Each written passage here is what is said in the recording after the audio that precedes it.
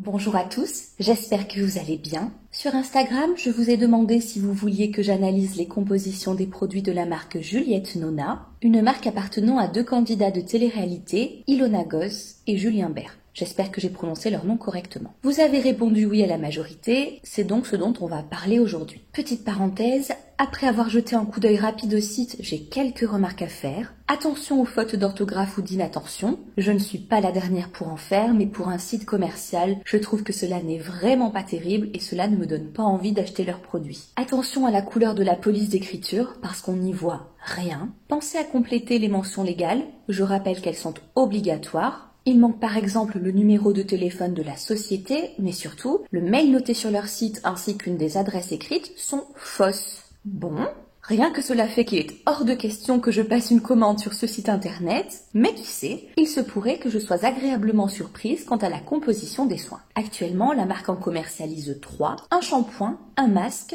et un lait de soin. Le shampoing coûte 39,90 € pour 500 ml de produit et on est donc parti pour cette première analyse. On a à l'intérieur de l'eau, on retrouve plusieurs tensioactifs. Le sodium coquette sulfate est ce que l'on appelle un tensioactif anionique. Il mousse fortement, a un fort pouvoir détergent, mais il rend les cheveux rêches et difficiles à démêler. C'est malheureusement celui qui est présent en plus grande quantité dans le produit et c'est celui qui va agresser le plus le cuir chevelu, allant jusqu'à provoquer démangeaisons et pellicules. De plus, si vous avez les longueurs sèches comme moi ou un cuir chevelu plutôt gras, sachez que le problème risque d'empirer. 3 tensioactifs non ioniques sont présents, le cocamide DEA, le cocoglucoside et le cocamide MEA. Ils sont plus doux, plus respectueux des cheveux et ont malgré tout un bon pouvoir détergent. Même s'ils sont plus doux, cela ne veut pas dire qu'ils soient parfaitement sûrs. Par exemple, le cocamide DEA est connu pour causer des dermatites de contact et le Bureau californien d'évaluation des risques pour la santé de l'environnement l'a classé comme cancérigène. Est-ce que c'est un actif que j'ai envie d'avoir dans mon shampoing? Pas du tout.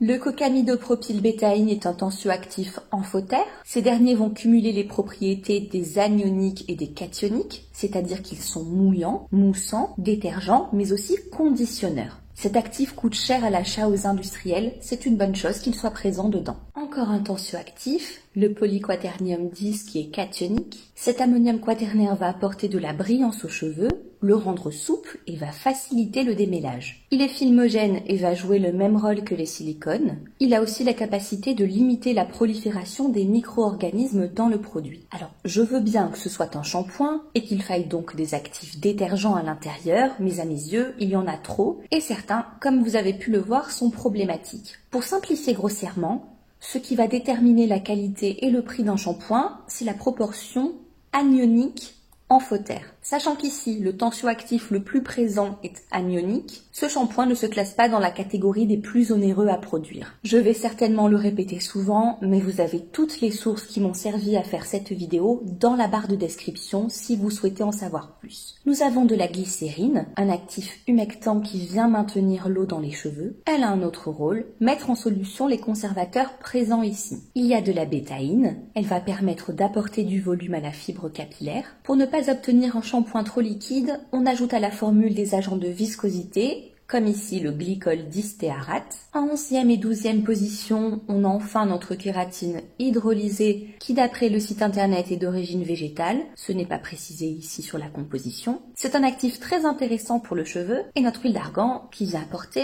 un petit peu de gras à la fibre capillaire. Le disodium EDTA est un agent chélatant. Il est utilisé pour neutraliser l'action des eaux appelées dures. Il va séquestrer ces ions et empêcher la formation d'un précipité blanc. Le souci, c'est que cet ingrédient est problématique pour l'environnement car il n'est pas biodégradable et il n'est pas possible de le filtrer dans les stations d'épuration. Il finit donc automatiquement relargué dans la nature. On termine cette analyse de composition avec des conservateurs et des antioxydants, un colorant rouge, l'autre jaune, et enfin un parfum et des extraits probablement issus d'huiles essentielles qui vont venir parfumer le mélange. Pour justifier le fait qu'il y ait peu d'actifs soins dans une composition, comme c'est le cas ici à mes yeux, il faut que le produit de base soit peu agressif. Et je trouve que ce n'est malheureusement pas le cas ici. C'est un produit que je n'achèterai pas et je vous propose à la fin de la vidéo des alternatives si cela vous intéresse. Vous êtes encore là? Ok.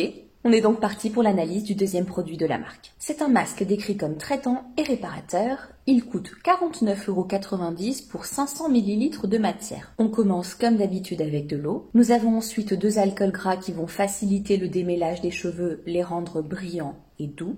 Il y a 3 ammoniums quaternaires, le chlorure de cétrimonium, le chlorure de béantrimonium et un qui peut être classé aussi comme silicone, le stéardimonium hydroxypropylpentényl PEG7 diméthicum phosphate chloride. Ils apportent brillance et souplesse aux cheveux, facilitent le démêlage mais restent malgré tout irritants et légèrement détergents. De plus, on a un effet filmogène et occlusif. Sachez qu'en Europe, la concentration maximale de ces 3 actifs combinés ne peut pas dépasser 5% dans un produit capillaire à rincer. Cela vous donne donc une idée de la quantité d'huile d'argan et de kératine hydrolysée que l'on a dedans, sachant qu'ils arrivent après le parfum. Plusieurs conservateurs et antioxydants sont présents. On retrouve notre disodium EDTA, actif problématique pour l'environnement. Nous avons là aussi un colorant jaune et rouge. Vient ensuite ce qui va parfumer le mélange, un parfum, des actifs probablement issus d'huiles essentielles et enfin l'acide citrique qui est utilisé pour réguler le pH du mélange. Je suis perplexe quand je vois que ce masque coûte 50 € et que j'ai la composition sous les yeux. Pour moi, ce n'est absolument pas elle qui justifie ce prix. Il n'y a pas d'actif noble à l'intérieur, pas de label,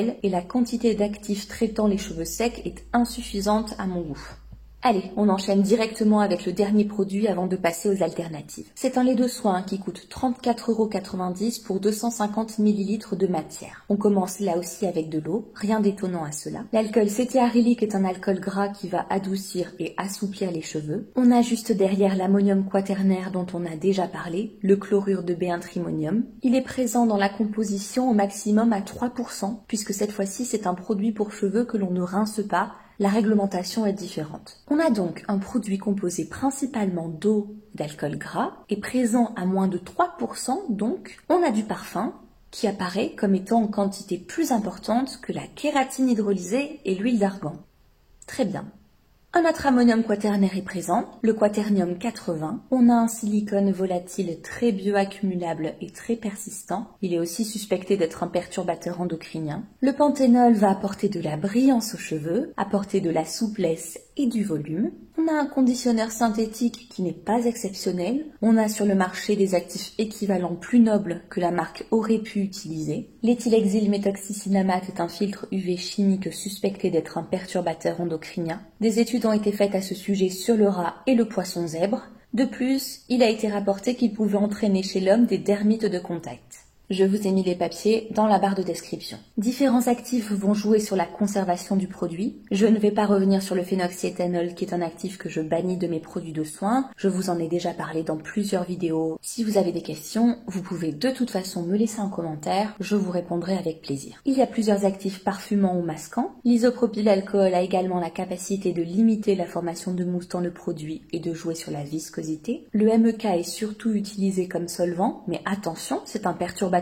endocrinien suspecté. Chez l'homme, il n'y a pas d'informations disponibles quant à son impact sur le développement embryonnaire, la reproduction ou sur un quelconque effet cancérigène. En revanche, sur la souris et le rat, il a été constaté une diminution du poids fœtal et des malformations après inhalation ou ingestion de ce solvant. Il est donc évident que par principe de précaution, c'est un produit que je déconseille très fortement aux femmes enceintes et pour ma part, il est hors de question que j'utilise ce produit enceinte ou pas. Enfin, nous avons pour la 3e fois du disodium EDTA et nous terminons avec les mêmes colorants présents dans le shampoing et le masque. Je pense que vous l'avez compris rien qu'au ton de ma voix, je ne peux pas vous recommander ces produits à cause des compositions qui sont au mieux inadaptées à mes cheveux et au pire problématiques pour l'environnement avec des suspicions de perturbateurs endocriniens. Rajoutez à cela un prix très élevé, un site internet avec des mentions légales douteuses et je pense qu'on est bon. Je ne vais pas vous laisser comme ça, je tenais à vous montrer qu'il y a quand même des alternatives si vous recherchez des soins capillaires à base d'huile d'argan et de kératine. Dans le genre tout près, vous avez la marque Léa Nature qui est bio, qui a une teneur en huile d'argan beaucoup plus importante, mais pas que, puisqu'on retrouve d'autres huiles végétales à l'intérieur